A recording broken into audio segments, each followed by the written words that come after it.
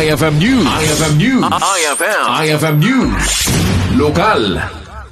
Inpakaammo ni Dr. Rodrigo Katkatan mga dadaulot ti City Health Office iti syudad Tilawag nga ituloy ti opisina dati panag-fumigate kadagiti pagadalan iti syudad tapno maliklikan ti panagwaras ti dengue. Sigun ken kuana sakbayan ang rugit opisyal a klase ket nang isayang kat ti CHO ti fumigation kadagiti daycare centers ken residual spraying kadagiti pampubliko a pagadalan.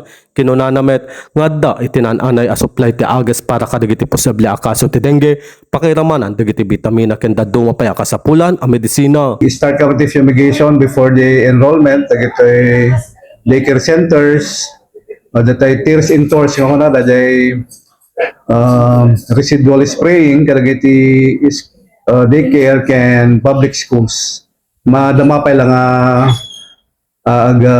fumigate da. May naigiti daytoy inayon ni Dr. Katkatan nga adda digiti sumagmamanoan na i-record na positibo a kaso iti dengue iti syudad ngem sanpay anakaro digitoy. As of the moment na one time mo natin na i-record nga kaso tayo, iti leptospirosis. Yeah. Ken dengue, adala tama lagi tayo ma-record ng as kaduna. Ng kapag pa nagtutulong nga kaso na yun,